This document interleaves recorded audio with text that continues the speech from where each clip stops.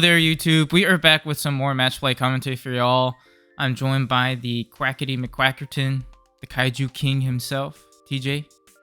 God, it fell apart. I'm sorry. My lips got stuck together. I don't know why that happened. That was so weird. Keep going. But we've got a little bit of a future feature for y'all. I'm bringing my sort of iteration of the Silphymon list that I've cooked up for BT-16. It's a deck that I've definitely been excited to play with. It's been a while since we've had any sort of support for it, since really BT-8, in all honesty. And as someone who really tried to make the deck work, I think TJ, you and I both were trying to make Silphy work back in BT-8. It's nice to see it come back to fruition again in BT-16. And it's been really fun, really fun and a really cool concept. I'm going up against Jorel on the right, who's playing a pretty tried and tested red hybrid list. But at the same time, I did put up a decent fight, and I think this does do a pretty good showcasing of what Silphy can do and what potential it has. So hopefully you guys enjoy this video. Feel free to check out our socials down below, which I'll link in the video description. And last but not least, if you enjoy our content, you like what you see, and you keep coming back, please consider hitting that like and subscribe button. It would mean a whole lot to us. It does help our channel grow, and we really can't thank you enough for those of you who've done that. But yeah, without further ado, let's hop right into the match over here. Yeah, I think Silphy was a deck I tinkered with so much back in BT-8. Yeah. It's kind of crazy that like none of the O2 outside of Imperial, none of the O2 Digimon really got like any support for 8 sets. It was like BT-8 dropped, and then it was like, all right, see ya, bye. So I just start building a stack in the back. I used a new Poromon, which basically allows you to pop a 2k or less DP, which is nice for popping like things like Bokomon. And then we went into a Hawkmon and a Silphymon in the back. The Hawkmon from BT-16 is okay. I wouldn't call it like great, but it's a Hawkmon, which is what you need for the line. Yeah. And we see Jorel just pop my board and put a Tamer out on board. Not bad. The yeah, that was okay, and that was a good response too.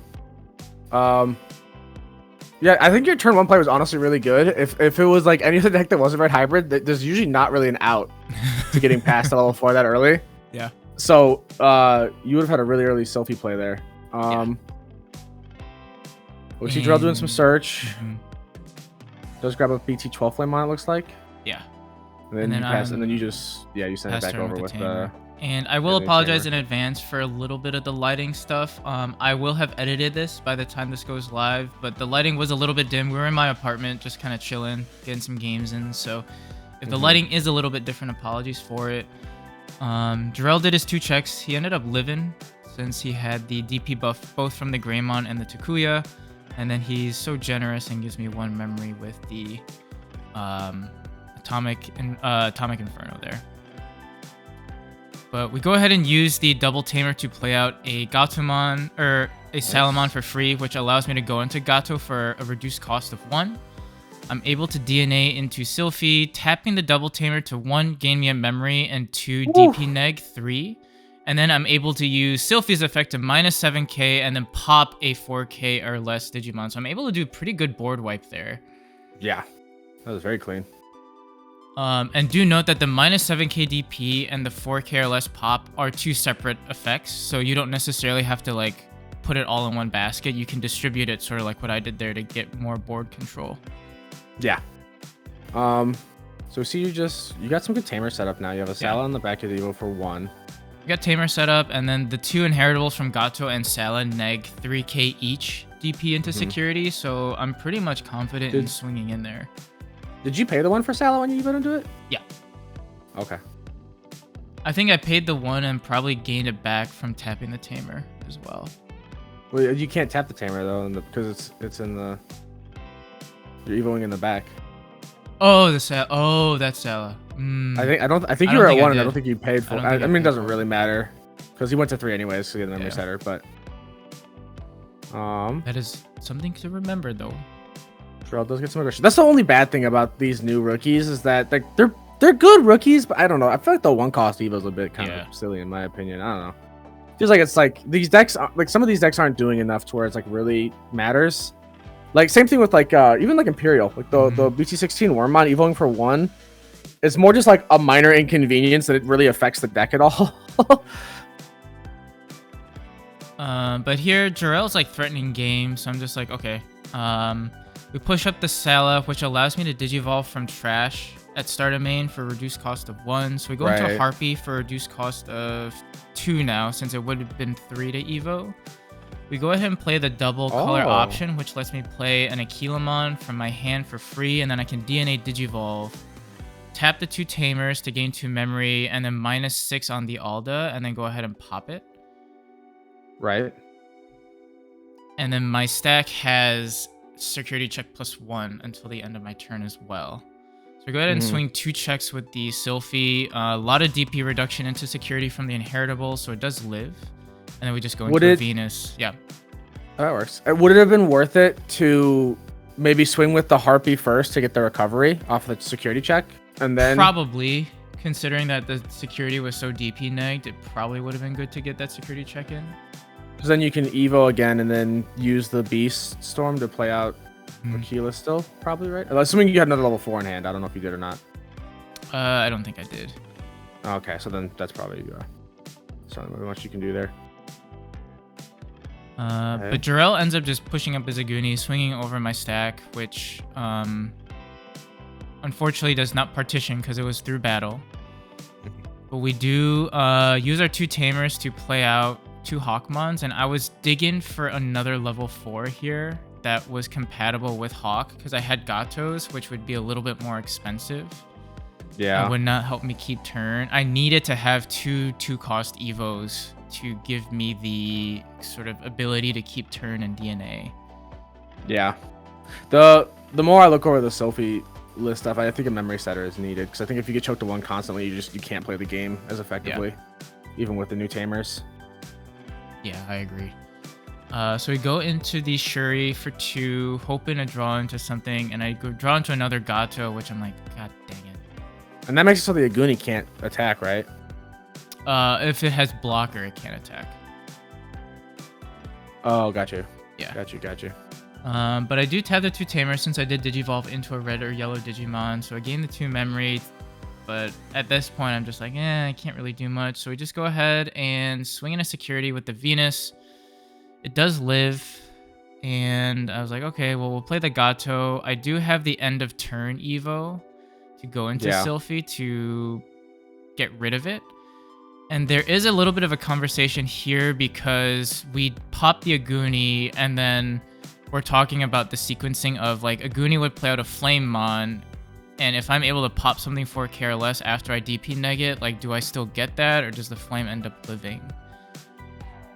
If you know what I mean. Yeah, and I don't think you do, right? Because it's your turn player priority, so that effect would be. I think the way Jorel said it was that since it's 2 separate effects, the on deletion procs first, and then my turns can continue. Oh, okay. And then I can pop the Silphymon, and then and then he just still could go for game though. Yeah, just goes into Burning Gray. You didn't have a Valkyrie Ace in hand? Not until the end. No, I think you... Didn't you add one at that last turn when you played the Hawk? But he can still swing for game though, because security doesn't get removed checking game. Security has to be... Oh, and it's only minus 5k. -5 and he was 6. Right, okay, gotcha. Or 8 after he got buffed. Yeah. But yeah, I mean, it's really interesting to see all these DP reduction shenanigans come into play, because DP reduction still is a very strong method of removal in this game. And you have a lot of it that you can do, and being able to neg security DP as well is also really nice for that aggression. But I do agree with you. You do need a memory setter, I think. Yeah. I think so too. I think you need I know some people ran the BT-15 Sora because she can play out a lot of the cards, because a lot of them are like bird or whatever. Yeah.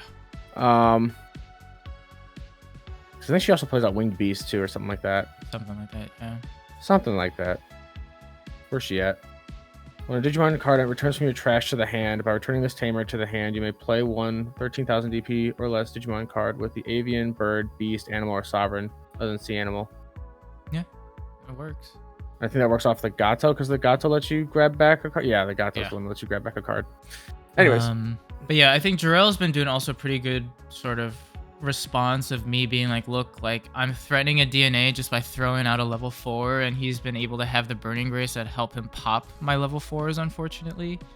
Yeah. So we just go ahead and swing with the Harpy. Since I do have 3 or more security, if I attack a player, I can gain a memory.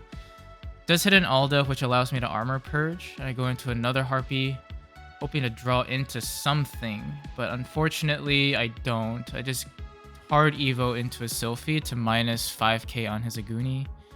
Sure. And not having like Imperial, we've seen multiple Digimon, meaning like the BT-12, Vmon, and Wormmons on top of the promo Wormmon give you that end of turn evo. And oh my god. Yeah.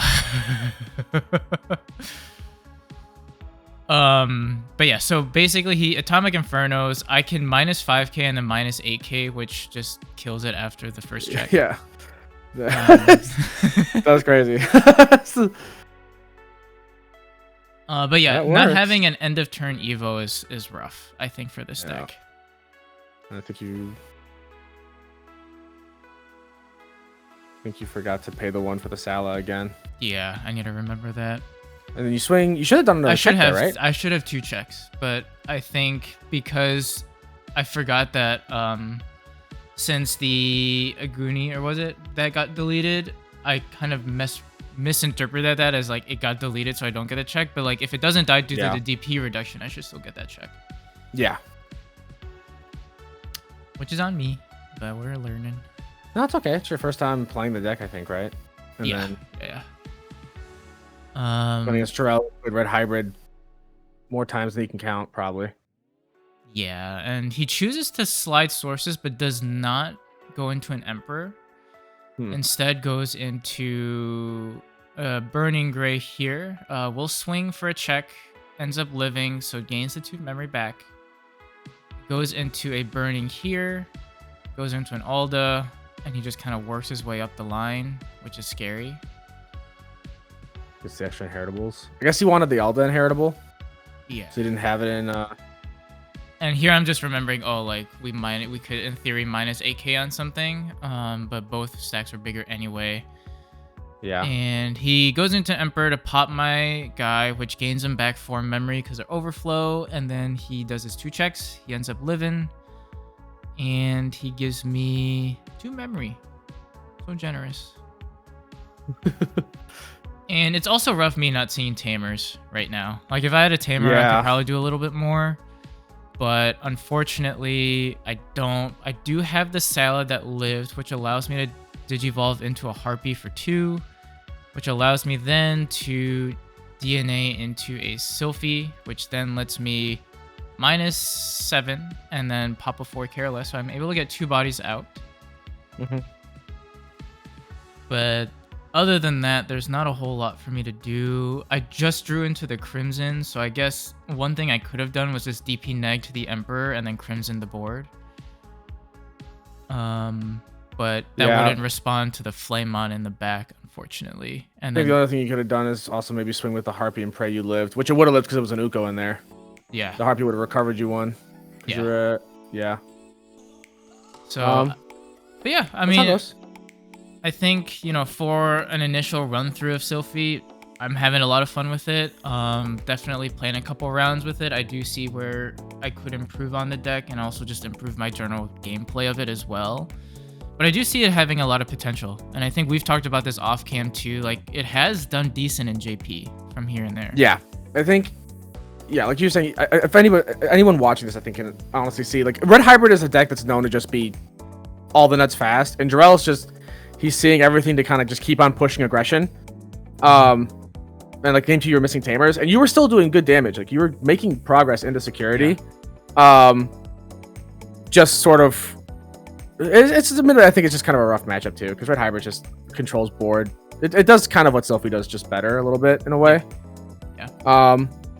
Did you forget to use Partition a couple of times when your stack got cleared, or am I crazy?